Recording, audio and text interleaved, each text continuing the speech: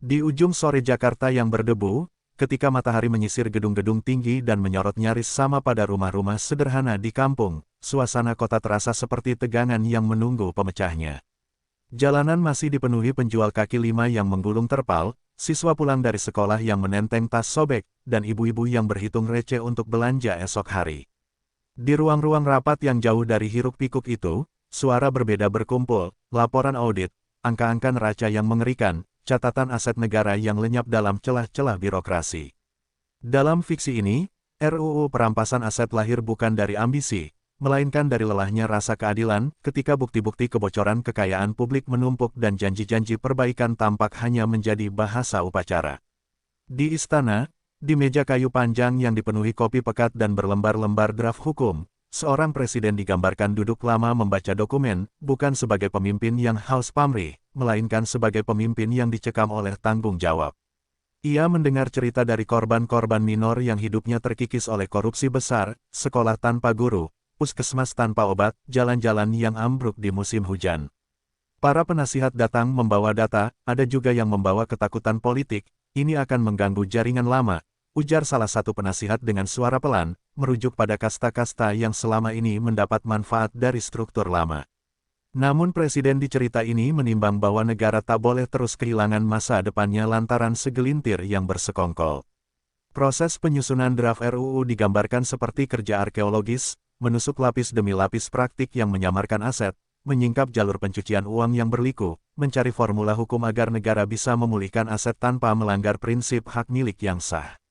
Para akademisi hukum diundang, diskusi malam hari berubah menjadi arena argumen antara dua kutub, satu menuntut kekuatan kuat agar perampasan efektif, satunya khawatir mekanisme itu bisa disalahgunakan. Dalam dialog-dialog panjang itu terpatri satu keputusan penting, RUU mesti dirancang dengan prosedur yang ketat, bukti yang jelas, dan mekanisme pengawasan independen, agar tak hanya menjadi alat politik sesaat, melainkan instrumen hukum yang tahan uji. Sementara itu, dalam cerita, tekanan publik menjadi bahan bakar yang tak bisa diabaikan. Laman-laman medsos dipenuhi cerita korban korupsi, video viral memperlihatkan gedung-gedung megah milik penjahat anggaran, dan komunitas-komunitas pro penegakan hukum melakukan aksi damai meminta keadilan. Foto-foto pelanggan PDAM yang menunggu air di bak tua bertebaran, disandingkan dengan foto villa-villa yang dicurigai aset gelap. RUU perampasan aset, dalam kisah ini, dibingkai sebagai usaha memulihkan harmoni sosial, memperkecil jurang antara yang punya akses pada kekayaan publik dan mereka yang hidup dari upah harian. Tidak semuanya berjalan mulus, ada lawan yang licin dan lobi yang cerdik. Dalam selasar parlemen, suara-suara tua yang nyaman dengan status quo mencoba menegosiasikan klausul-klausul yang melemahkan. Di kabinet, beberapa menteri mengingatkan bahaya politik, langkah terlalu keras bisa memicu kegaduhan yang mengganggu stabilitas pemerintahan. Namun presiden dalam cerita memilih pendekatan yang hati-hati tapi tegas, membentuk tim khusus, melibatkan lembaga pengawas, mempublikasikan kerangka kerja agar segala tindakan memiliki legitimasi publik. Ia sadar bahwa legitimasi sosial adalah tameng paling kuat terhadap tuduhan penyalahgunaan wewenang. Titik balik yang memacu RUU dalam narasi ini adalah sebuah bocoran audit besar yang mengungkap jaringan kepemilikan yang rumit, perusahaan cangkang, trust luar negeri, tanah yang tercatat atas nama fiktif, semua mudah dikenali oleh warga yang melihat kesenjangan di lingkungan mereka sehari-hari. Bocoran itu menimbulkan gelombang protes yang belum pernah ada sebelumnya, bukan sekadar seruan moral, melainkan tuntutan konkret agar aset yang jelas milik publik dikembalikan. Kejutan publik ini membuat para pembuat kebijakan sadar bahwa tidak lagi cukup sekadar retorika anti korupsi, diperlukan tindakan hukum yang mampu mengikat dan mengembalikan kerugian negara. Dalam pergulatan batin para pembuat kebijakan, ada juga momen-momen refleksi kemanusiaan, diskusi tentang bagaimana memastikan hak-hak sipil tak terinjak, bagaimana melindungi pemilik sah yang tak bersalah, bagaimana RUU itu bisa mempercepat rehabilitasi aset untuk dipakai membiayai layanan dasar, pendidikan, kesehatan, dan infrastruktur. Para legal drafter menulis frasa demi frasa dengan kesadaran bahwa undang-undang yang baik bukan hanya soal hukuman, tetapi tentang pemulihan, mekanisme restitusi, dana pemulihan publik, dan audit berkala yang bisa mempertanggungjawabkan setiap rupiah yang dipulihkan. Dengan adegan keputusan yang ringan namun penuh makna, draft awal RUU disetorkan untuk dibahas lebih lanjut, tim kecil pembela hukum publik berdiri di luar ruangan sambil menatap langit senja yang mulai gelap. Di luar, di jalan-jalan kampung, orang biasa belum tahu detail bahasa hukum itu, namun mereka merasakan harapan. RUU perampasan aset, dalam kisah ini, menjadi janji, bukan janji kosong, tapi janji yang dilahirkan dari luka kolektif, dirangkai oleh debat panjang, dan ditopang oleh tekad untuk mengembalikan hak publik kepada publik. Itu adalah permulaan, konflik yang lebih besar akan datang, politik yang lebih kotor akan mencoba menguji keteguhan, tetapi untuk saat ini, ada dingin di udara yang terasa seperti harapan baru. Hari itu, gedung DPR RI diselimuti suasana yang tidak biasa. Sejak pagi, pagar depan sudah dipenuhi aparat keamanan yang berjaga ketat, sementara ribuan rakyat dari berbagai daerah berdiri membawa spanduk dukungan terhadap RUU perampasan aset. Mereka berteriak lantang, "Kembalikan harta rakyat." Dengan wajah penuh semangat, udara panas Jakarta tak menyurutkan langkah, bahkan semakin menambah kobaran api perjuangan di hati mereka. Di dalam gedung, para anggota dewan mulai berdatangan satu persatu, sebagian dengan wajah tenang, sebagian lagi tampak gusar dan gelisah. Semua tahu, sidang paripurna kali ini bukan sidang biasa, hari itu akan menentukan arah besar bangsa. Ruang sidang paripurna penuh sesak. Kursi-kursi terisi penuh oleh anggota DPR, para menteri, perwakilan lembaga hukum, hingga tamu undangan khusus.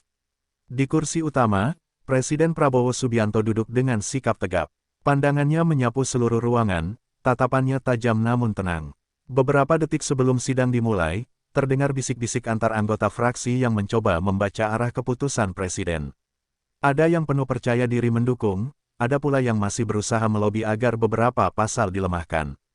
Namun, suasana kaku itu pecah ketika palu sidang diketuk, sidang paripurna dengan agenda pengesahan RUU perampasan aset dinyatakan dibuka.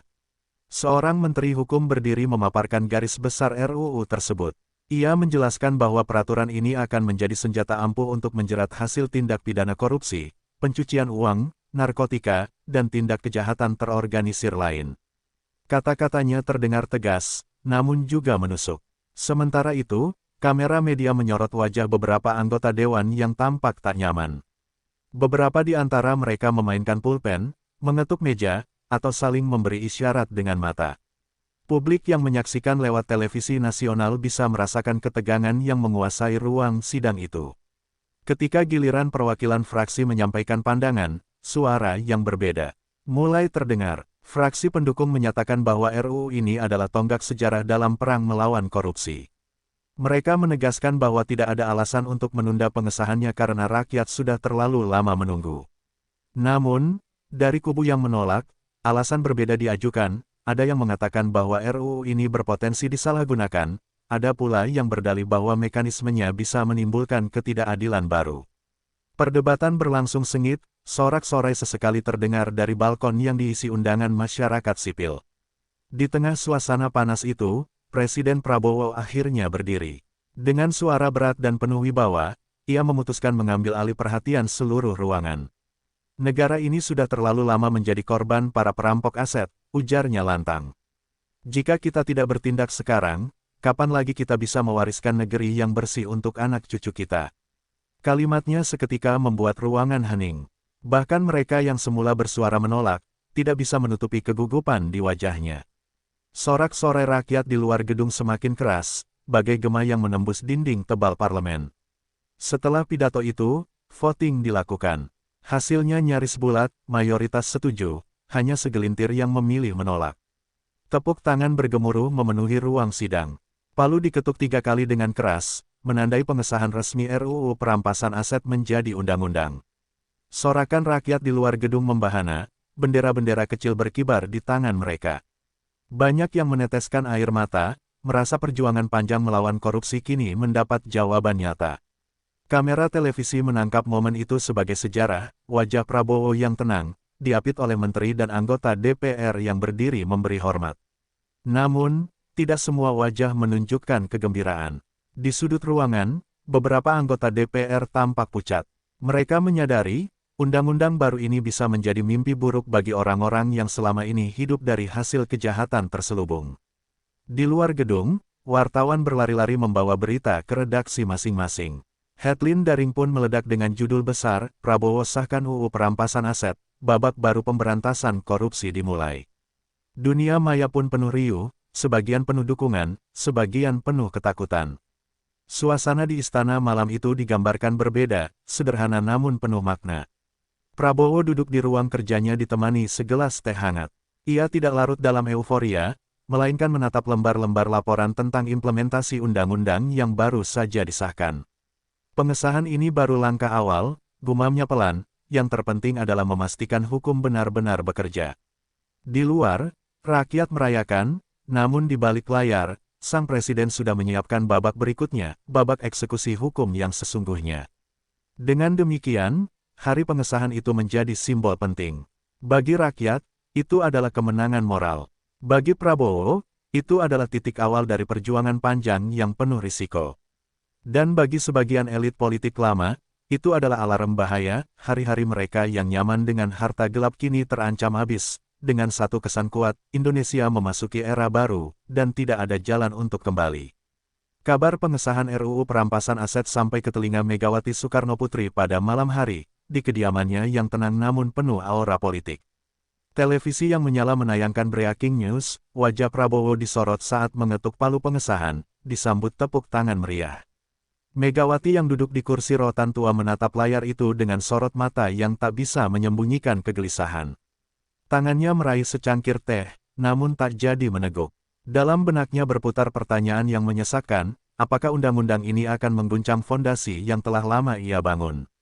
Telepon genggam di meja berdering tanpa henti. Para kader partai, kolega lama, dan bahkan beberapa pengusaha yang dekat dengan lingkaran politik masa lalu, semuanya panik.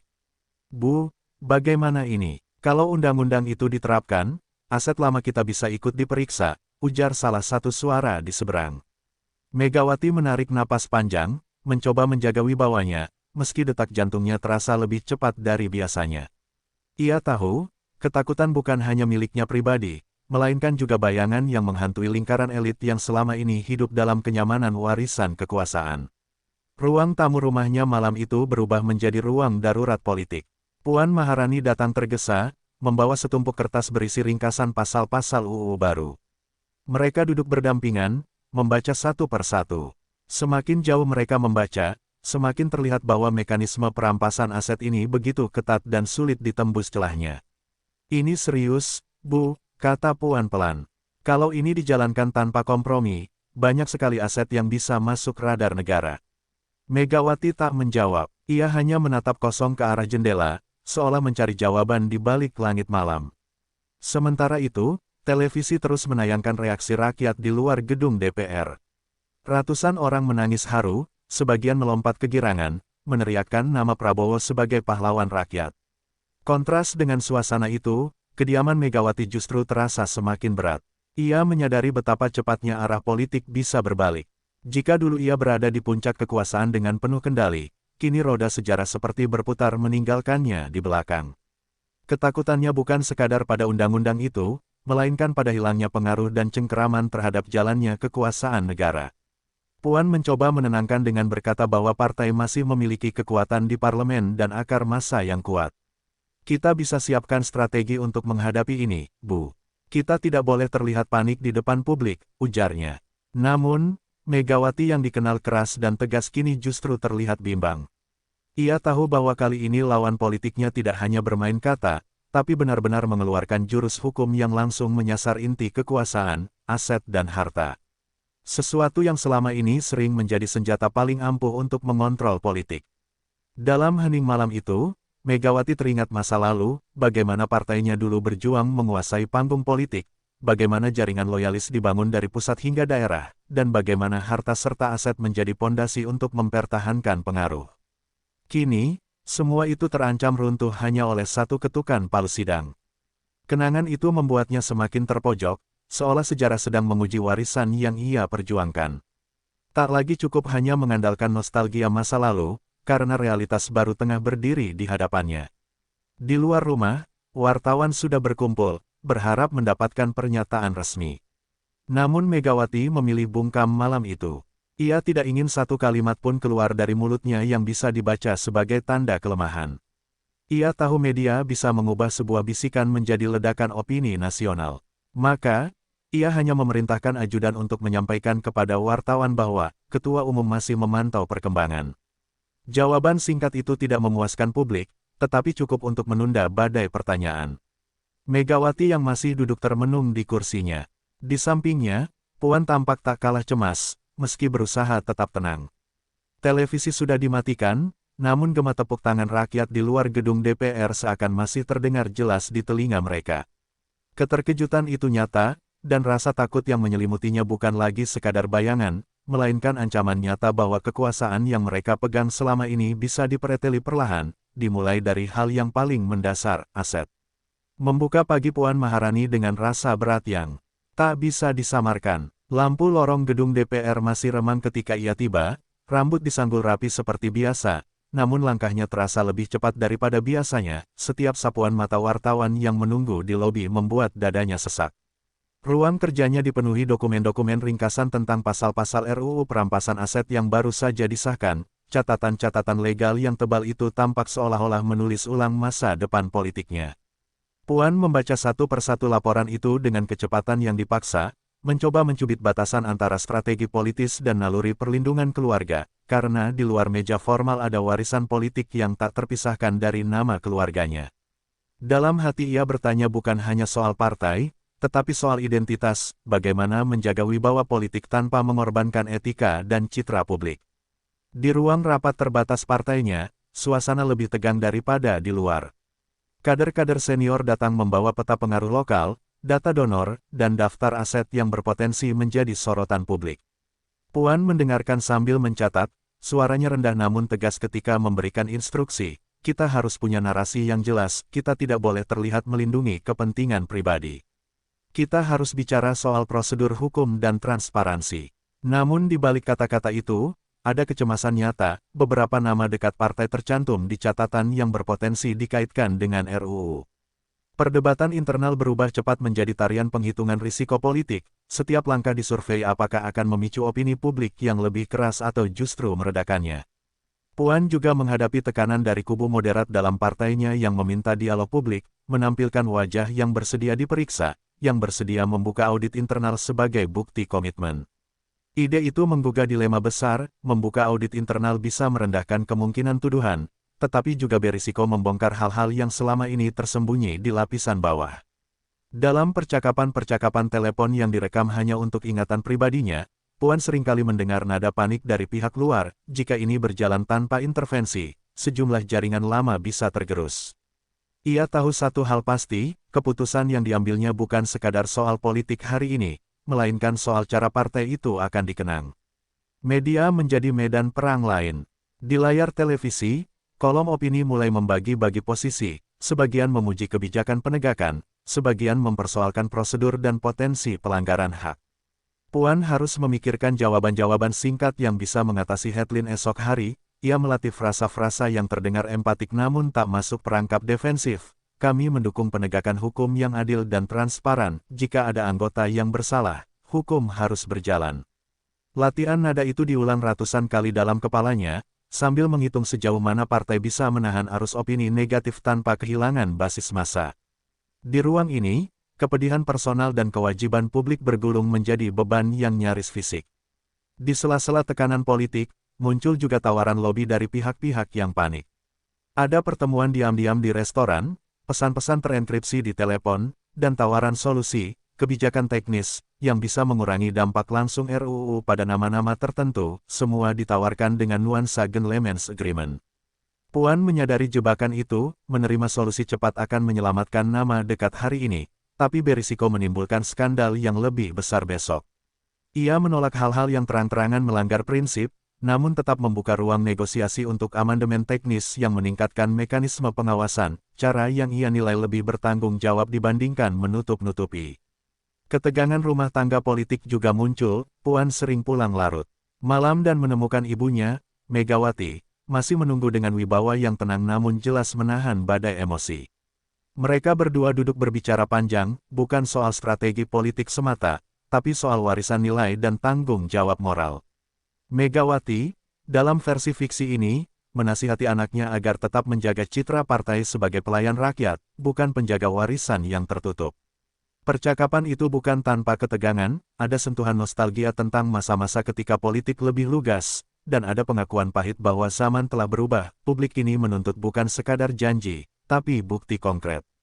Puan merasakan malam-malam tanpa tidur mulai menandai dirinya.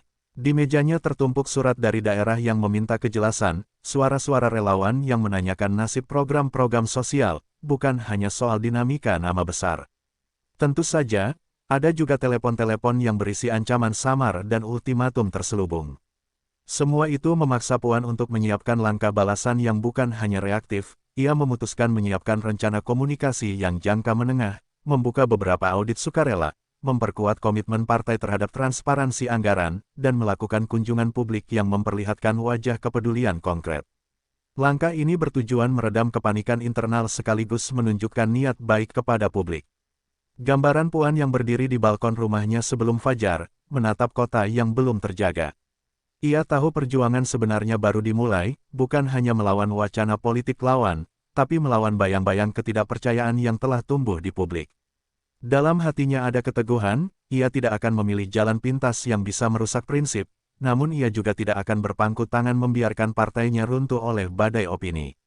Lampu-lampu kota perlahan menyala, dan di sanalah Puan menyiapkan napas panjangnya, siap untuk memasuki babak-babak berikutnya dengan strategi yang lebih matang dan jiwa yang tidak mudah dipatahkan. Pengesahan RUU perampasan aset yang baru saja diumumkan menjadi percikan api yang menyalakan semangat rakyat di seluruh penjuru negeri.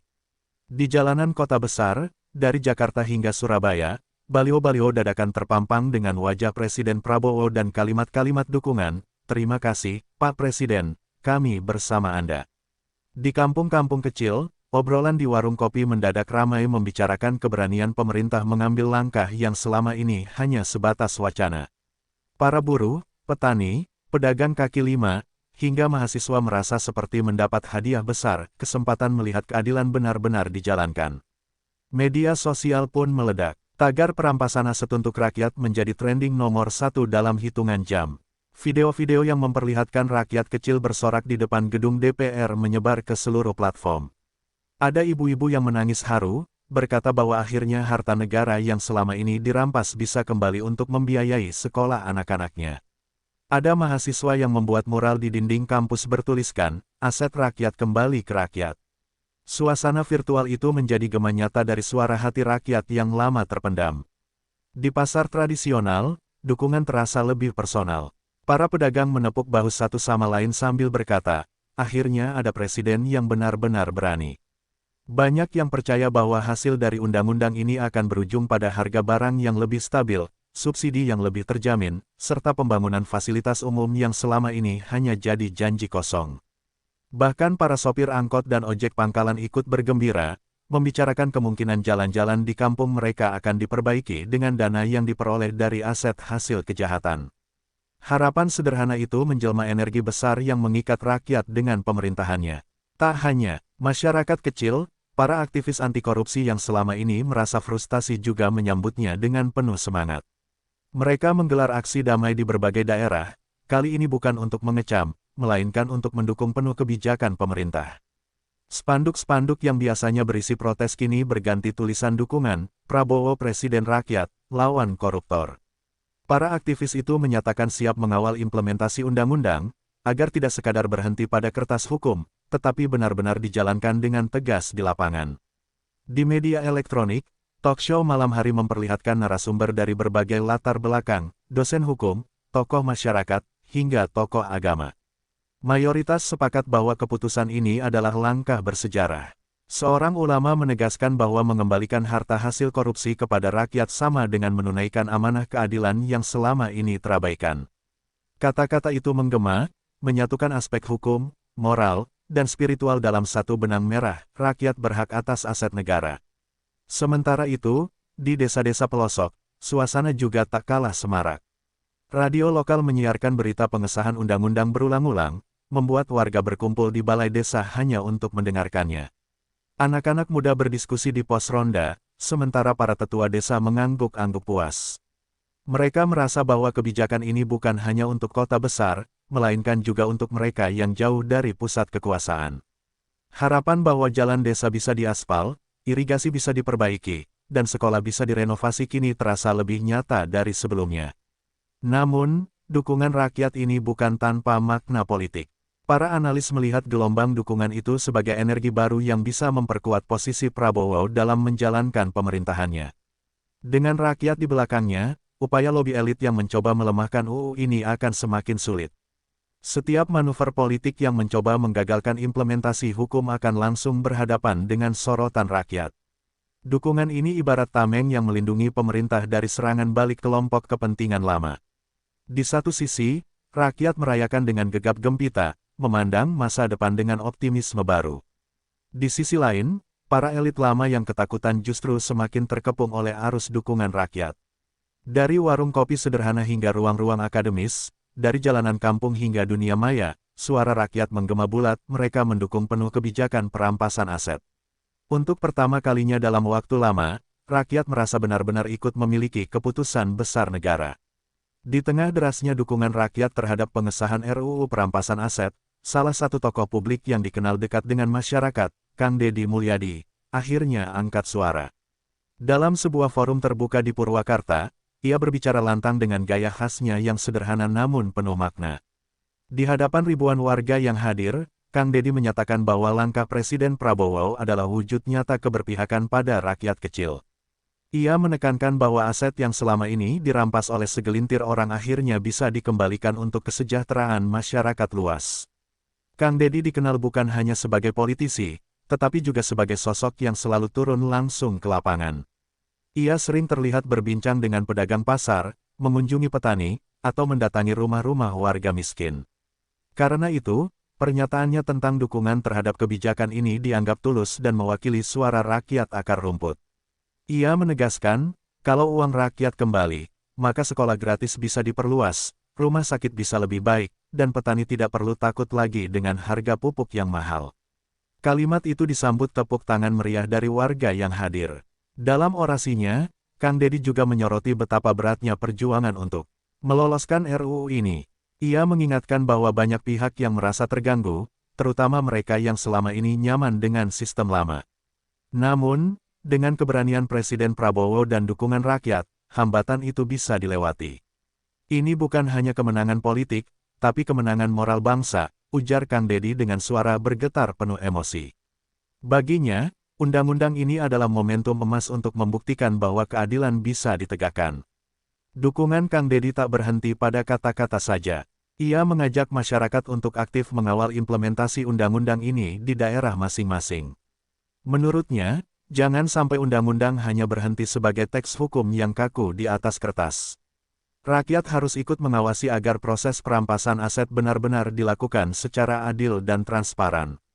Ia bahkan menawarkan diri untuk menjadi jembatan antara masyarakat dan pemerintah pusat dalam mengawal program ini, sehingga suara rakyat bisa langsung terdengar ke telinga Presiden. Media nasional dengan cepat menangkap momen tersebut. Wawancara Kang Deddy yang menegaskan dukungan penuh kepada Presiden Prabowo disiarkan berulang-ulang. Para pengamat menilai kehadiran tokoh sepopuler Kang Deddy akan memperkuat legitimasi politik pemerintah, terutama di kalangan rakyat kecil yang sangat percaya padanya. Mereka menyebut, jika Kang Deddy sudah berbicara, berarti rakyat di desa-desa pun akan semakin yakin untuk mendukung kebijakan perampasan aset. Reaksi warga atas pernyataan Kang Deddy sangat positif. Di media sosial, potongan videonya saat berkata, "Uang rakyat harus kembali ke rakyat," langsung viral dan dibagikan ribuan kali. Komentar-komentar netizen memenuhi timeline dengan pujian, "Kang Deddy selalu membela rakyat," atau "Prabowo dan Kang Deddy duet ideal rakyat kecil." Dukungan moral itu semakin memperkuat narasi bahwa pemerintah tidak sendirian, ada tokoh-tokoh publik yang siap berdiri bersama rakyat. Tak hanya di Purwakarta, gema dukungan Kang Deddy pun menjalar ke daerah-daerah lain. Di Jawa Barat khususnya, banyak tokoh masyarakat dan pemimpin lokal ikut menyuarakan hal serupa. Mereka melihat Kang Deddy sebagai simbol kesederhanaan dan keberpihakan nyata pada wong cilik. Semakin banyak yang bersuara, semakin kuat pula keyakinan bahwa kebijakan ini bukan sekadar agenda pemerintah pusat, tetapi juga perjuangan bersama rakyat di seluruh pelosok negeri. Kang Deddy yang berjalan di tengah kerumunan rakyat, disalami, dipeluk, bahkan didoakan oleh banyak orang. Senyumnya sederhana, namun kata-katanya menjadi kekuatan moral yang luar biasa. Dengan dukungan tokoh seperti Kang Deddy, Presiden Prabowo mendapatkan pijakan yang lebih kokoh dalam menjalankan kebijakan besar ini. Di tengah ketakutan elit lama, justru rakyat dan tokoh rakyat makin merapatkan barisan untuk mengawal perubahan. Di balik euforia rakyat yang mendukung penuh kebijakan perampasan aset, suasana berbeda justru meliputi kalangan elit politik lama. Mereka yang selama ini menikmati kenyamanan sistem status quo mulai merasakan tekanan yang begitu besar. Di ruang-ruang rapat tertutup, diskusi berlangsung panas. Para pengusaha yang dekat dengan kekuasaan masa lalu khawatir nama mereka masuk dalam daftar target perampasan aset. Ada yang mulai menutup rekening di dalam negeri, ada pula yang diam-diam memindahkan harta ke luar negeri. Namun, kabar bahwa pemerintah akan bekerja sama dengan lembaga internasional membuat langkah mereka terasa semakin sempit. Megawati Soekarnoputri dan Puan Maharani menjadi sorotan publik. Media kerap mengaitkan sikap diam mereka dengan gelombang ketakutan yang menyelimuti partai dan lingkaran mereka. Dalam beberapa kesempatan, ekspresi wajah yang muram terekam kamera saat menghadiri acara formal. Publik menafsirkan hal itu sebagai tanda ketidaksiapan menghadapi era baru yang penuh ketegasan. Bagi sebagian masyarakat, sikap bungkam itu dianggap sebagai bukti nyata bahwa kebijakan Presiden Prabowo benar-benar telah mengguncang fondasi kekuasaan lama. Beberapa anggota elit mencoba memainkan narasi di media, menyebut bahwa kebijakan perampasan aset bisa menimbulkan keresahan dan merusak iklim investasi. Namun, argumen itu justru berbalik arah.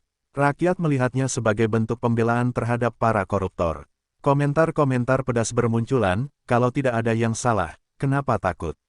Atau, investasi apa yang dimaksud? Investasi korupsi. Narasi lama itu tak lagi ampuh, justru memperlihatkan kegelisahan mereka yang kian dalam. Di Senayan, sejumlah politisi yang dikenal dekat dengan jaringan lama mulai tampak gelisah. Mereka mengadakan rapat internal untuk membicarakan strategi menghadapi kebijakan baru ini. Namun, perpecahan justru muncul di dalam tubuh mereka sendiri. Ada yang masih berusaha mempertahankan kepentingan elit, sementara sebagian lainnya memilih mengikuti arus rakyat demi menyelamatkan karir politik. Perpecahan ini membuat barisan elit lama semakin rapuh dan sulit menjaga kesatuan suara.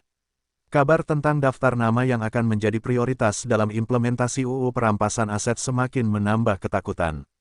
Meski pemerintah belum mengumumkan secara resmi, rumor beredar luas bahwa beberapa keluarga politik besar masuk dalam radar. Wartawan investigasi mulai gencar mencari jejak harta tersembunyi para elit, dari villa mewah di Bali hingga rekening offshore di Singapura. Publik pun semakin haus akan kebenaran, menunggu kapan nama-nama itu resmi diumumkan. Sementara itu, para pendukung setia elit lama mulai kehilangan arah. Mereka yang biasa mendapat keuntungan dari lingkaran kekuasaan mulai merasa ditinggalkan. Kontrak-kontrak bisnis yang dulu lancar kini terancam dibatalkan. Jaringan patronase yang selama ini menghidupi banyak orang terputus satu persatu. Keresahan itu menjalar hingga ke lapisan bawah, membuat banyak orang mulai berbalik mendukung kebijakan pemerintah demi menjaga keselamatan masa depan mereka sendiri. Di televisi, wajah-wajah elit lama tampak semakin defensif. Mereka memilih bicara dengan kalimat hati-hati, bahkan seringkali menghindar dari pertanyaan wartawan.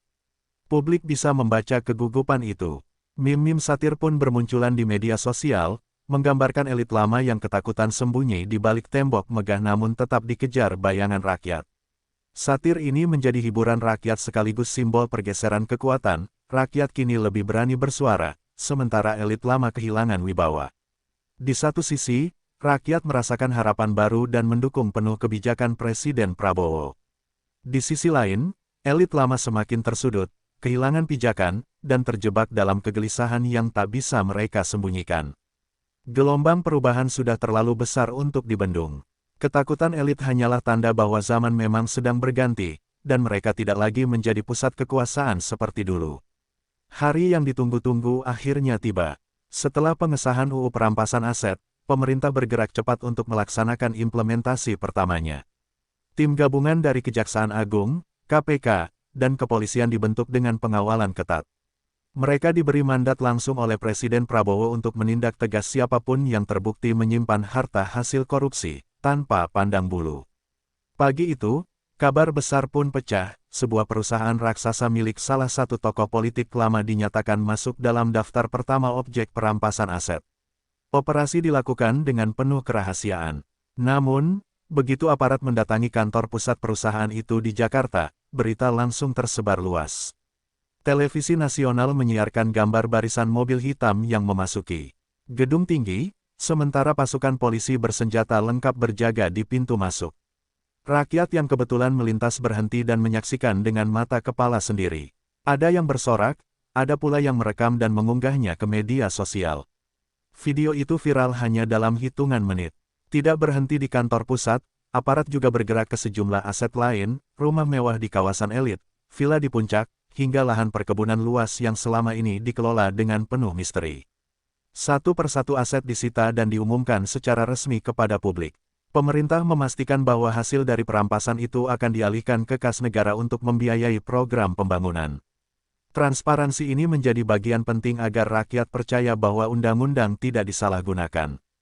Reaksi masyarakat luar biasa. Di media sosial, tagar-tagar aset kembali ke rakyat mendominasi percakapan.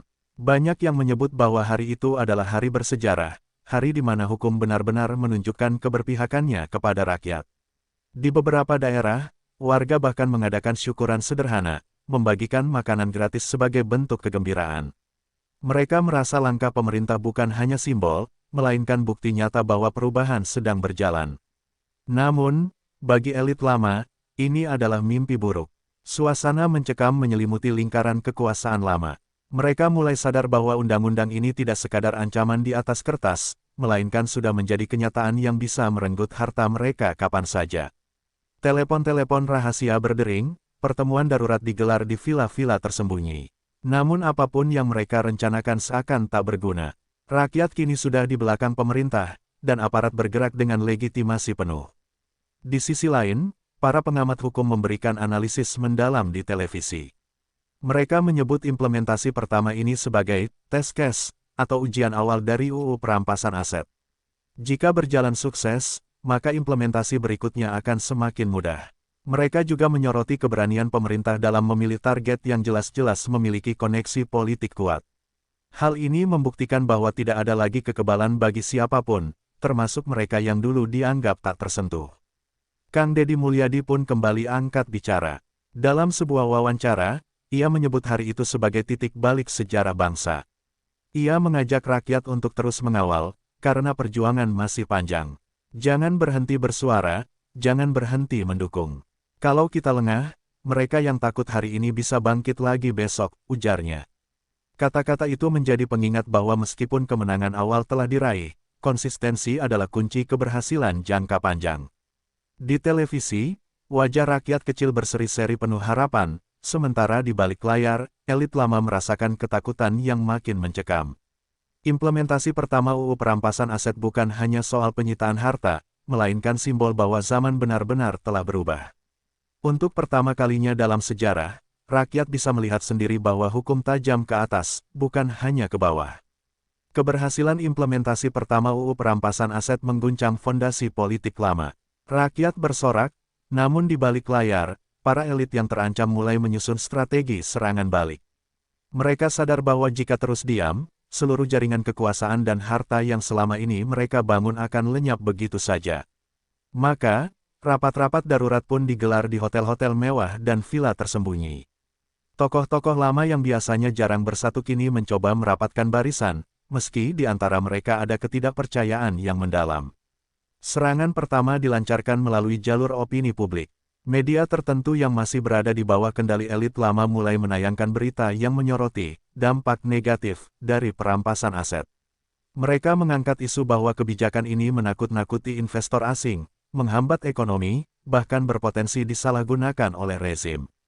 Namun, narasi itu tidak berjalan mulus. Rakyat yang sudah merasakan langsung manfaat dan melihat ketegasan pemerintah justru membalas dengan komentar tajam. Di media sosial, artikel-artikel itu ditertawakan, disebut sebagai teriakan maling yang ketakutan. Tak berhenti di situ, jalur politik formal juga mulai dimainkan. Sejumlah anggota DPR yang terafiliasi dengan jaringan lama mencoba menggulirkan wacana revisi UU Perampasan Aset. Mereka berargumentasi bahwa undang-undang ini terlalu ekstrim dan berpotensi melanggar hak individu. Namun, wacana itu terbentur oleh arus dukungan rakyat yang begitu deras. Setiap upaya revisi justru dianggap sebagai pengkhianatan terhadap aspirasi rakyat. Demonstrasi spontan pun bermunculan di depan gedung DPR dengan spanduk besar, "Jangan sentuh UU Perampasan Aset." Selain jalur politik dan opini publik, serangan balik juga merambah ke ranah hukum. Beberapa pengacara papan atas diajukan untuk menggugat pasal-pasal dalam undang-undang tersebut ke Mahkamah Konstitusi. Mereka mengklaim ada pelanggaran prinsip hak asasi manusia dalam proses perampasan aset. Namun, publik melihat ini sebagai manuver putus asa. Gelombang komentar sinis pun bermunculan, kenapa baru ribut sekarang? Di mana suara kalian saat rakyat dirampas haknya selama puluhan tahun?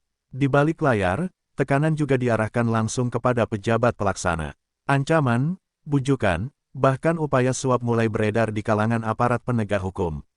Beberapa pejabat muda yang idealis melaporkan adanya upaya intimidasi, dari pesan singkat misterius hingga bayangan mobil gelap yang mengikuti mereka. Meski begitu, keberanian mereka justru menjadi inspirasi baru.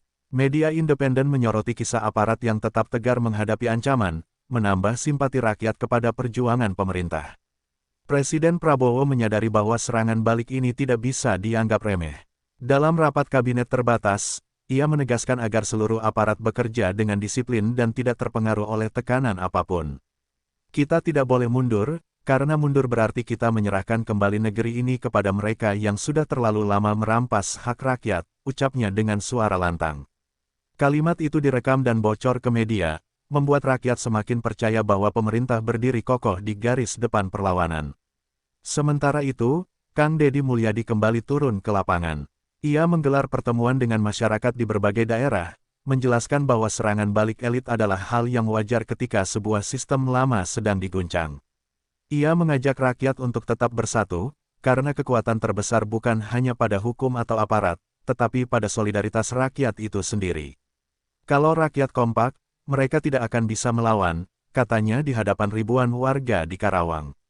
Ucapannya kembali viral, memperkuat moral rakyat. Elit lama berusaha keras melakukan serangan balik lewat berbagai jalur, namun rakyat tidak tinggal diam. Mereka justru semakin yakin bahwa setiap perlawanan dari elit adalah bukti nyata bahwa kebijakan pemerintah sudah tepat sasaran. Pertarungan belum selesai, namun arah kemenangan sudah mulai terlihat. Malam sebelum perayaan resmi, kota-kota besar dan pelosok desa dipenuhi bisik-bisik harapan yang berubah menjadi sorak. Di bandar, lampu-lampu toko yang biasanya padam lebih awal kini bertahan sampai larut karena warga berkumpul membahas rencana pemanfaatan aset yang dikembalikan. Di pedesaan, Musala dan Balai Desa merencanakan rapat gotong royong untuk menentukan prioritas perbaikan infrastruktur.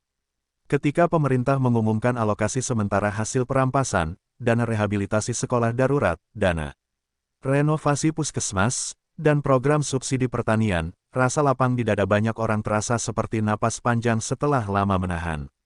Ada yang menangis di depan kantor desa, ada yang berjabat tangan dengan tetangga, ada pula yang menulis nama almarhum orang tua di kertas kecil sebagai bentuk syukur. Malam itu, suara tawa dan doa bercampur, menunjukkan bahwa kemenangan bukan sekadar angka di laporan, melainkan perubahan yang mulai dirasakan di tubuh komunitas. Pemerintah yang menjadi motor perubahan diprofilkan dalam cerita ini bukan sebagai sosok yang mencari pamrih, melainkan sebagai pelaksana yang kewajibannya diuji oleh publik. Tim teknis, yang terdiri dari pejabat muda, aktivis anti korupsi, dan tokoh masyarakat, bekerja siang malam menyusun mekanisme transparansi, setiap aset yang dialihkan mendapat tanda publik, nomor registrasi, dan laporan penggunaan berkala. Di aula-aula pertemuan, warga mengajukan pertanyaan keras, bagaimana mekanisme tender, siapa yang mengelola dana, bagaimana pertanggungjawaban, dan tim menjawab dengan data yang bisa diakses secara online dan dipampang di papan pengumuman desa. Dalam narasi ini, keberhasilan nyata bukan hanya soal penyitaan, tetapi soal bagaimana aset itu dikelola sehingga memberi manfaat nyata. Praktik pengelolaan partisipatif ini menjadi bab penting yang mengubah skeptisisme menjadi kepercayaan. Reaksi politik di kalangan lama berubah menjadi refleksi dan, pada beberapa kasus, rekonsiliasi. Tokoh-tokoh yang semula gusar digambarkan duduk bersama tokoh masyarakat dan menyaksikan secara langsung bagaimana sebagian aset yang dulunya menjadi simbol kemewahan kini dipakai untuk memperbaiki jalan kampung dan membiayai beasiswa.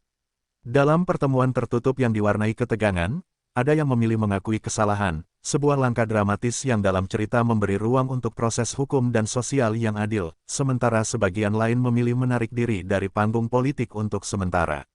Tidak semua menyambut perubahan dengan tangan terbuka, cerita ini menekankan bahwa proses rekonsiliasi sulit, penuh tawar-menawar, dan sering memerlukan pengakuan, restitusi, serta sumbangsih nyata untuk memperbaiki kerusakan yang telah terjadi.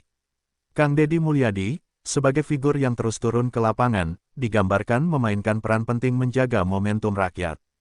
Ia memfasilitasi pembentukan panitia warga di kecamatan-kecamatan, kelompok kecil yang bertugas mengawasi proyek perbaikan, memastikan kontraktor bekerja sesuai spesifikasi, dan melaporkan penyimpangan langsung ke pusat.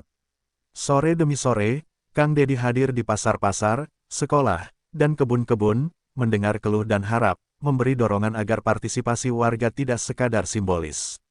Dalam satu adegan, ia berdiri di depan sebuah sekolah yang dulu rubuh sebagian, memotong pita peresmian ruang kelas baru sambil mengatakan, "Ini bukan hadiah dari atas, ini tetesan kerja keras kita bersama." Momen-momen seperti itu mengubah citra kebijakan menjadi gerakan kolektif, bukan monopoli aparat, dan menumbuhkan rasa kepemilikan di kalangan rakyat. Meski ada euforia, perlawanan halus dari sisa-sisa kekuatan lama tetap ada, gugatan hukum teknis, lobi ekonomi, dan kampanye opini yang halus namun persisten. Dalam cerita, beberapa pengadilan diminta meninjau kembali prosedur dengan dalih teknis, dan media yang dulu kritis berupaya menyoroti kekurangan implementasi. Namun sistem pengawasan publik yang baru telah menyiapkan respons, pengacara publik pro bono siap mendampingi proses di pengadilan, laporan audit independen dipublikasikan, dan jurnalis sipil menerbitkan data terbuka sehingga setiap upaya manipulasi cepat dipetakan. Kemenangan rakyat di sini bukan kemenangan final, ia adalah kemenangan institusional yang mesti dijaga melalui hukum, budaya, akuntabilitas, dan partisipasi aktif sehingga manuver lama sulit lagi berakar. Dampak sosial terasa dalam detil-detil kecil yang menyentuh kehidupan sehari-hari, anak-anak kembali ke sekolah dengan seragam yang layak, ibu-ibu mendapat akses kesehatan dasar tanpa antre berjam-jam, petani melihat irigasi yang diperbaiki membuat panen lebih stabil, dan pasar desa menerima pengiriman modal kerja dari program UMKM yang dibiayai aset negara. Cerita menyorot satu keluarga yang tadinya harus menjual ternaknya karena biaya sekolah anak, setelah bantuan dana program beasiswa. Anak itu kembali ke kelas dan ibunya bisa membuka warung kecil lagi. Anekdote-anekdote semacam ini memberi wajah manusia pada kebijakan, menunjukkan bagaimana rancangan hukum yang tegas berubah menjadi efek nyata yang menyentuh orang-orang biasa. Perubahan juga membuahkan budaya baru, seni, musik, dan literasi politik tumbuh subur. Di dinding-dinding kota muncul mural-mural yang bukan hanya memuji, tapi juga mengingatkan agar warga tetap waspada. Teater lokal menampilkan lakon-lakon tentang akuntabilitas, dan sekolah-sekolah mengajarkan modul kewarganegaraan baru yang menekankan peran pengawasan publik. Anak muda yang dulu apatis kini mengorganisir forum-forum diskusi dan hekaton data terbuka untuk melacak pengeluaran publik. Media independen yang dulu kecil kini menjadi pilar informasi, menerbitkan infografis, dan memfasilitasi debat. Dalam bab ini, kemenangan rakyat juga berarti lahirnya ekosistem sipil yang lebih kuat, ruang publik yang hidup di mana suara warga bukan hanya didengar, tapi juga berpengaruh. Bahwa kemenangan yang sesungguhnya bukan sekadar pengembalian aset, melainkan perubahan relasi antara warga dan negara. Di sebuah lapangan terbuka, sambil melihat anak-anak bermain di taman yang baru dibangun dari dana hasil perampasan, tokoh-tokoh masyarakat dari petani hingga guru berdiri berdampingan. Mereka menyadari bahwa jalan ke depan masih panjang, rekonstruksi moral, pendidikan anti korupsi generasi, dan menjaga lembaga-lembaga negara agar tetap kuat dan transparan. Namun perbedaan besar adalah kini ada rasa percaya yang mulai tumbuh, percaya bahwa ketika rakyat bersuara dan mengawasi, hukum bisa bekerja. Bab ini menutup dengan gambaran matahari pagi yang naik pelan di atas kota, hangat, bukan karena cuaca semata, melainkan karena harapan yang dipelihara bersama, sebuah awal, bukan akhir, bagi perjalanan panjang membangun negeri yang lebih adil. Pagi itu, udara Jakarta terasa berbeda. Jalan-jalan utama dipenuhi dengan spanduk warna-warni bertuliskan kata-kata penyemangat, "Bangkitlah Indonesia Baru," dan "Aset Rakyat Kembali untuk Rakyat." Suasana kota yang biasanya muram karena kabar politik kini berubah menjadi optimisme kolektif. Dari pedagang kecil di Pasar Senen hingga pegawai negeri di kantor kementerian, percakapan mereka dipenuhi rasa percaya diri baru. Orang-orang mulai membicarakan masa depan dengan bahasa yang penuh harapan, bukan lagi keluhan. Seakan-akan kemenangan dalam perampasan aset bukan hanya soal hukum, melainkan titik balik psikologis bagi seluruh bangsa. Di desa-desa pelosok, efek perubahan terasa lebih nyata. Balai desa yang dulu kusam kini direnovasi, jalan setapak yang becek berubah menjadi jalan rabat beton, dan sekolah-sekolah mendapat buku baru. Anak-anak berlarian sambil memamerkan tas dan sepatu yang mereka terima dari program bantuan pendidikan. Para petani yang semula terbebani harga pupuk tinggi mulai tersenyum lega karena subsidi sudah kembali mengalir. Dalam obrolan malam di pos ronda, warga tak lagi hanya membicarakan harga beras, tetapi juga membicarakan peluang untuk membuka usaha baru dengan dukungan modal dari pemerintah. Perubahan juga terasa dalam dunia pendidikan. Dengan dana yang berasal dari hasil perampasan aset, beasiswa diperluas hingga ke tingkat universitas. Mahasiswa-mahasiswa dari keluarga sederhana kini bisa melanjutkan pendidikan tanpa harus menggadaikan sawah atau menjual ternak. Universitas mulai membuka pusat riset baru, mengundang dosen tamu dari luar negeri, dan memperluas jaringan internasional. Semangat intelektual tumbuh, dan anak-anak muda mulai percaya bahwa mereka bisa bersaing di tingkat global tanpa harus meninggalkan tanah air. Di bidang kesehatan, cerita penuh haru bermunculan. Puskesmas di daerah terpencil yang dulu kekurangan obat kini penuh dengan stok yang memadai. Dokter dan perawat tidak lagi pergi karena gaji kecil, melainkan kembali mengabdi karena fasilitas dan tunjangan ditingkatkan. Seorang ibu di pedalaman Kalimantan yang dulu kehilangan anaknya karena keterlambatan akses kesehatan kini tersenyum lega ketika bayinya mendapat imunisasi gratis di puskesmas baru. Potret-potret kecil ini menyebar ke media sosial, membuat rakyat semakin yakin bahwa perubahan bukan sekadar janji, tetapi kenyataan. Kang Deddy Mulyadi terus memainkan peran penting sebagai penghubung antara rakyat dan pemerintah. Ia mengadakan forum rakyat di berbagai daerah, tempat warga bisa menyampaikan kritik dan saran langsung. Forum ini disiarkan secara daring, memungkinkan jutaan orang ikut menonton dan berpartisipasi. Kang Deddy menekankan bahwa harapan baru bangsa ini hanya bisa bertahan jika rakyat aktif mengawasi.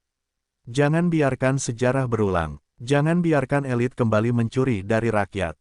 Harapan ini harus kita jaga bersama, ucapnya tegas, dan kalimat itu menggema seperti sumpah kolektif. Di level internasional, dunia mulai menaruh perhatian serius pada Indonesia. Media asing menulis tentang bagaimana negara ini berhasil membalik keadaan dari sarang korupsi menjadi pionir dalam transparansi aset. Investor asing justru semakin percaya, melihat bahwa sistem hukum lebih kuat dan stabil. Negara-negara tetangga mengirim delegasi untuk belajar mengenai mekanisme perampasan aset. Indonesia menjadi contoh bahwa keberanian politik dan dukungan rakyat bisa menghasilkan sistem yang lebih adil dan bersih. Namun, di balik semua euforia, ada juga suara hati-hati. Para intelektual mengingatkan bahwa kemenangan awal ini hanyalah permulaan. Masih ada tantangan besar, birokrasi yang lamban, potensi munculnya elit baru yang rakus, serta ancaman serangan balik politik yang bisa datang kapan saja. Karena itu, masyarakat sipil harus tetap waspada. Harapan baru bangsa bukan berarti jalan sudah mulus, melainkan baru saja dibuka. Jalan panjang masih menanti, penuh dengan ujian konsistensi. Di Monas, ribuan orang berkumpul dalam acara doa bersama lintas agama. Dari anak kecil hingga lansia, mereka berpegangan tangan, menyanyikan lagu kebangsaan dengan penuh semangat. Di atas panggung, Presiden Prabowo bersama Kang Deddy dan tokoh-tokoh rakyat berdiri sejajar, bukan sebagai penguasa yang diagungkan, melainkan sebagai bagian dari rakyat itu sendiri. Cahaya kembang api menghiasi langit malam, menandai awal sebuah era baru, era ketika rakyat percaya bahwa bangsa ini benar-benar bisa bangkit dari keterpurukan menuju masa depan yang lebih adil. Meski euforia kemenangan rakyat masih terasa, tanda-tanda ujian baru mulai muncul. Di balik layar, para elit lama yang kehilangan aset belum sepenuhnya menyerah. Mereka bergerak dengan lebih hati-hati, membentuk jaringan bayangan yang mencoba merusak konsistensi pelaksanaan UU perampasan aset. Beberapa mantan pejabat yang lihai memainkan birokrasi mulai menanam orang-orangnya di level menengah pemerintahan, berharap bisa memperlambat aliran dana hasil perampasan ke program rakyat. Muncul isu keterlambatan penyaluran dana bantuan, dan kabar itu segera menjadi amunisi bagi lawan politik untuk menyerang pemerintah. Di lapangan, rakyat mulai merasakan tanda-tanda kecil yang mengganggu. Ada desa yang seharusnya menerima dana renovasi sekolah, namun laporan realisasinya tidak kunjung datang. Ada pula kasus puskesmas yang stok obatnya tiba-tiba kembali menipis. Masyarakat mulai bertanya-tanya, apakah perubahan yang dijanjikan benar-benar akan terus berjalan, ataukah sudah ada tangan-tangan kotor yang kembali bermain. Kekhawatiran itu menyebar pelan, seperti bisikan yang merambat dari satu warung kopi ke warung lainnya. Presiden Prabowo menyadari betul bahwa konsistensi adalah kunci keberhasilan. Dalam sebuah rapat darurat di Istana Negara, ia menegaskan bahwa tidak boleh ada Rp1 pun dari hasil perampasan aset yang bocor ke tangan yang tidak berhak. Ia memerintahkan pembentukan tim pengawas independen, yang beranggotakan akademisi, aktivis masyarakat sipil, serta tokoh agama. Tim ini diberi akses penuh untuk mengaudit aliran dana dan memastikan transparansi. Keputusan ini disambut positif oleh rakyat, karena menambah rasa percaya bahwa pemerintah serius menjaga amanah. Namun, pembentukan tim pengawas ini justru memunculkan perlawanan baru dari dalam. Sejumlah birokrat senior merasa posisi mereka terancam, dan mulai menyebarkan narasi bahwa pemerintah terlalu mencampuri urusan teknis. Di media sosial, muncul akun-akun anonim yang menuduh tim pengawas sebagai alat politik semata. Meski demikian, rakyat yang sudah terdidik oleh pengalaman masa lalu tidak mudah percaya. Justru akun-akun anonim itu diserang balik oleh warganet, yang menyebutnya sebagai hantu lama yang takut kehilangan makan. Kang Deddy Mulyadi kembali tampil sebagai jembatan penting. Ia menggelar serangkaian forum terbuka di berbagai daerah untuk mendengarkan langsung keluhan rakyat. Dalam forum itu, ada seorang guru dari Nusa Tenggara Timur yang menangis menceritakan bagaimana dana perbaikan sekolahnya hilang di jalan. Ada pula petani di Sumatera yang curiga subsidi pupuk dipotong oleh oknum lokal. Kisah-kisah ini menjadi bukti bahwa meski sistem besar sudah berjalan, penyakit lama berupa penyalahgunaan wewenang belum sepenuhnya hilang. Kang Deddy lalu menekankan, inilah ujian kita. Jangan sampai kemenangan yang kita raih dirampas kembali oleh tikus-tikus birokrasi. Tekanan semakin besar ketika elit lama mulai merangkul sebagian politisi muda yang haus panggung. Mereka menawarkan dukungan finansial dan jaringan media, dengan imbalan agar politisi itu bersuara keras menentang kebijakan pemerintah. Dalam sebuah sidang DPR, suara-suara sumbang mulai terdengar lagi, ada yang menyebut UU perampasan aset terlalu memberatkan pengusaha, ada pula yang menuduh pemerintah otoriter. Rakyat yang menyaksikan dari rumah pun geram, karena mereka tahu siapa yang sebenarnya membiayai suara-suara itu. Meski badai politik terus datang, ada satu hal yang menjadi benteng utama, rakyat yang semakin cerdas. Mereka belajar dari sejarah bahwa konsistensi tidak bisa hanya dibebankan pada presiden atau pejabat, tetapi juga pada mereka sendiri sebagai pengawas.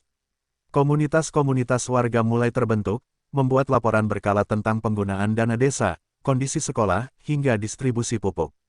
Media independen pun mendapat dukungan besar dari masyarakat untuk terus melakukan investigasi. Kekompakan inilah yang membuat upaya elit lama sulit berkembang. Gambaran simbolis, di sebuah desa kecil di Jawa Barat, warga berkumpul di balai desa, memajang papan transparansi keuangan hasil perampasan aset. Di sana, setiap orang bisa melihat berapa dana yang masuk dan bagaimana digunakan. Seorang anak kecil menunjuk papan itu kepada ayahnya sambil berkata polos, "Pak, ini uang kita kan? Biar nggak dicuri lagi." Kalimat sederhana itu menggema, seolah menjadi pengingat bahwa konsistensi bukan hanya tugas pejabat, tapi juga amanah seluruh rakyat Indonesia. Gelombang ujian konsistensi yang sempat mengguncang akhirnya membuka mata seluruh elemen bangsa bahwa keberhasilan UU perampasan aset bukan hanya soal hukum, tetapi soal persatuan. Pemerintah, rakyat, tokoh masyarakat, hingga aparat penegak hukum mulai menyadari bahwa tanpa persatuan nasional, semua perjuangan bisa runtuh kembali. Maka lahirlah sebuah kesadaran kolektif, sudah saatnya seluruh lapisan masyarakat berhenti bertikai demi kepentingan golongan, dan mulai menyatu untuk kepentingan bangsa. Dari desa terpencil hingga ibu kota, semangat ini mulai terasa nyata. Presiden Prabowo menginisiasi gerakan Persatuan Nasional untuk Keadilan Rakyat. Dalam pidato kenegaraan yang disiarkan di televisi dan media sosial, ia menekankan bahwa bangsa Indonesia tidak boleh lagi terpecah oleh politik kepentingan. Kita boleh berbeda partai, berbeda pandangan, tapi kita tidak boleh berbeda dalam hal membela rakyat, tegasnya. Pidato itu menggema ke seluruh penjuru negeri, bahkan lawan-lawan politik yang biasanya keras mulai terdiam, menyadari bahwa rakyat lebih mendukung gagasan persatuan dibanding perpecahan. Kang Deddy Mulyadi kembali menjadi motor penggerak di akar rumput. Ia menggelar tur persatuan, dari Jawa Barat hingga Papua, mengajak tokoh adat, ulama, pendeta, biksu, hingga komunitas lokal untuk duduk bersama. Dalam setiap pertemuan, ia selalu mengulang pesan sederhana, negeri ini terlalu besar kalau hanya dipikul oleh segelintir elit. Kita harus pikul bersama. Pesan itu diterima dengan penuh haru. Banyak tokoh adat bahkan memberikan simbol-simbol kehormatan kepadanya sebagai tanda dukungan pada perjuangan bersama ini. Di level masyarakat, berbagai komunitas mulai membentuk forum lintas agama dan lintas budaya untuk mengawasi program pemerintah. Di Yogyakarta, santri dan mahasiswa Kristen bekerja sama memantau distribusi dana pendidikan. Di Bali, pemangku adat bergabung dengan aktivis muda memantau proyek infrastruktur.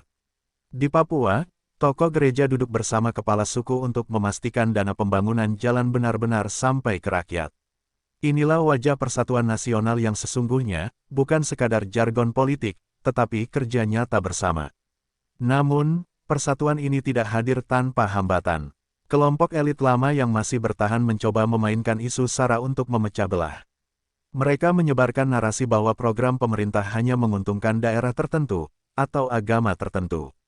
Untungnya, masyarakat yang sudah ditempa pengalaman pahit tidak mudah terprovokasi. Justru narasi itu dipatahkan oleh solidaritas nyata yang muncul di lapangan. Misalnya, di sebuah desa di Sulawesi, umat Muslim membantu membangun sekolah Katolik dari dana perampasan aset, sebuah simbol nyata bahwa persatuan lebih kuat daripada perpecahan.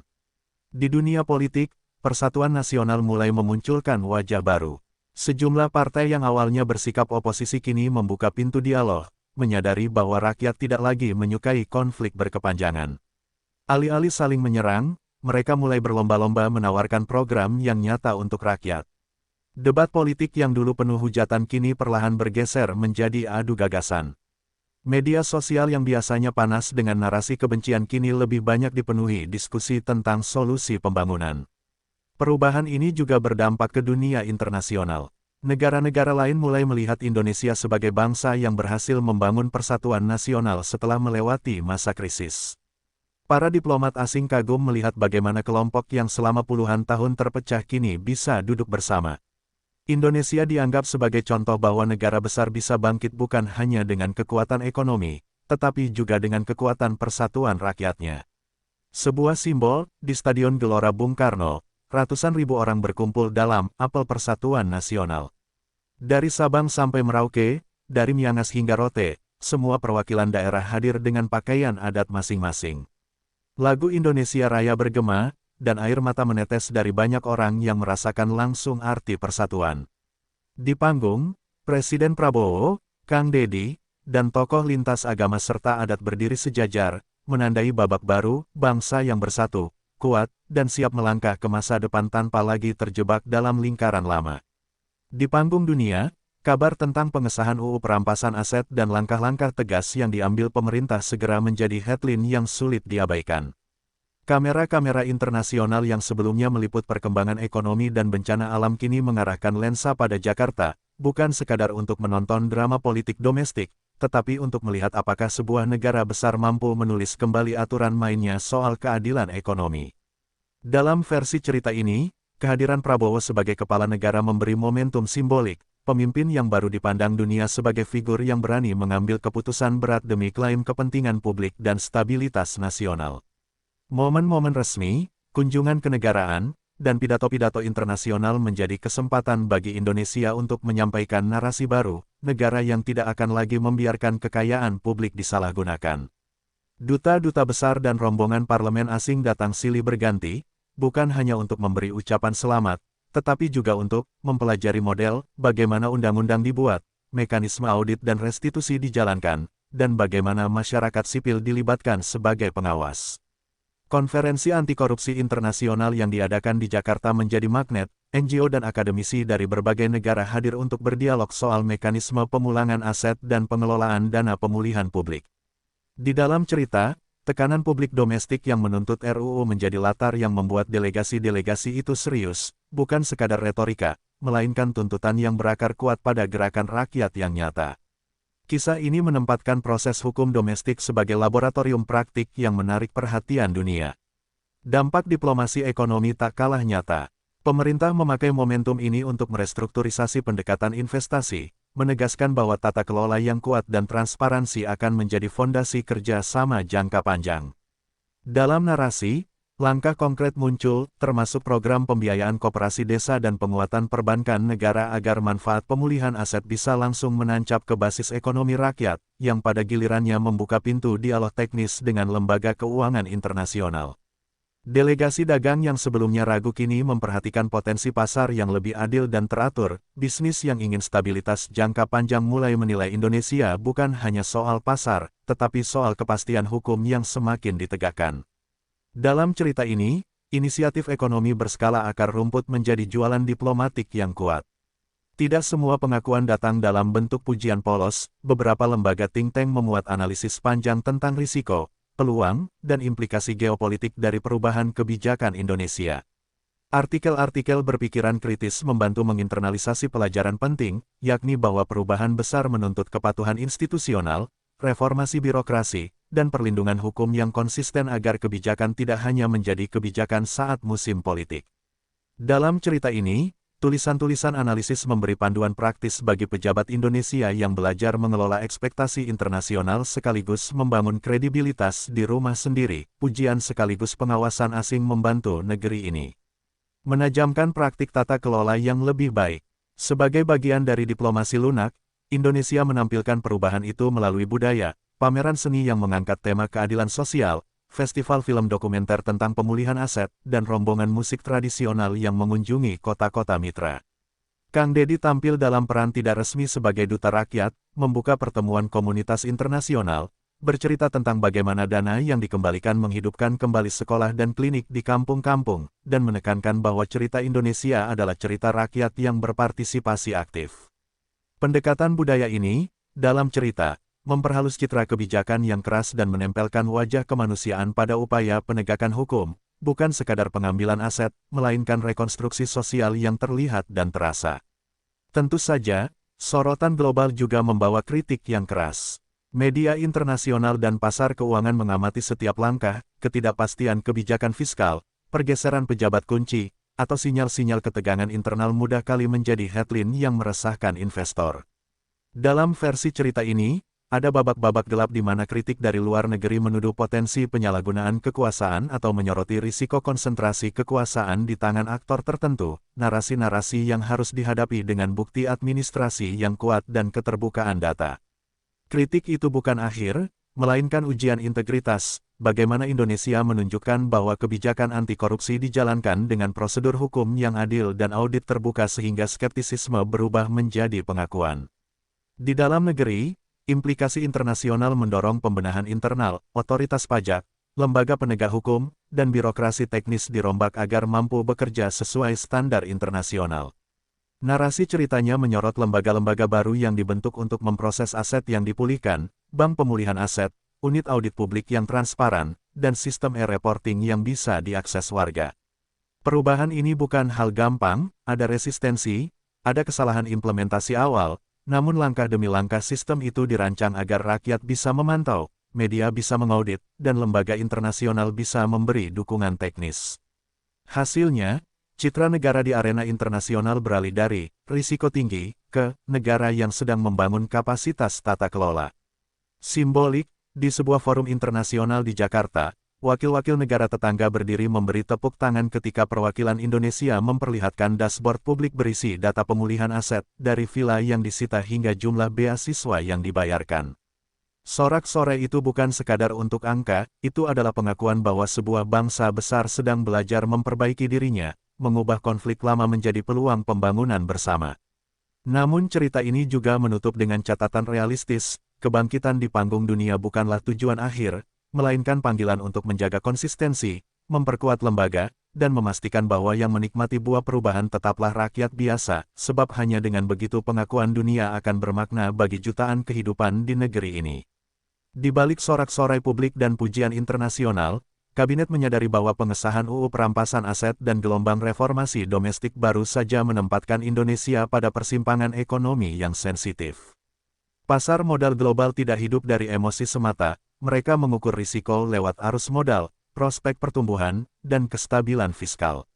Dalam beberapa minggu pertama pasca implementasi besar-besaran, ada fluktuasi yang wajar, investor institusional menanyakan transparansi pengelolaan dana pemulihan, lembaga pemeringkat memperhatikan langkah-langkah pengamanan hak milik yang sah, sementara mata uang nasional sesekali mengalami tekanan pada sesi perdagangan. Suasana itu memaksa para pembuat kebijakan untuk segera meraih kendali, bukan dengan retorika, tetapi lewat paket kebijakan ekonomi yang meyakinkan, teknis, dan komunikatif. Di ruang rapat Kementerian Keuangan dan Bank Sentral, suasana jadi intens dan penuh angka. Menteri Keuangan, Gubernur Bank Sentral, dan Kepala Tim Reformasi Aset duduk berhadap-hadapan, menggulirkan raca, skenario fiskal, dan proyeksi inflasi. Mereka merancang instrumen khusus, rekening pemulihan aset yang diaudit publik, obligasi khusus bernilai sosial untuk mendanai program pendidikan dan kesehatan, dan skema penjaminan yang memberi kepastian bagi investor sah. Namun yang paling penting bagi mereka adalah menjamin bahwa pemulihan aset tidak merusak hak milik yang sah. Setiap langkah hukum harus memiliki koridor perlindungan supaya klaim legitimitas tidak jadi alasan bagi pasar untuk menarik diri. Pendekatan ini menekankan keseimbangan, menindak aset ilegal sambil menjaga kredibilitas ekonomi makro. Sementara itu, implikasi bagi ekonomi real terasa di pasar tradisional, pabrik-pabrik kecil, dan rantai pasok lokal. Banyak UMKM yang selama ini bergantung pada kontrak dengan perusahaan-perusahaan besar yang kini dibubarkan harus cepat mencari pasar alternatif.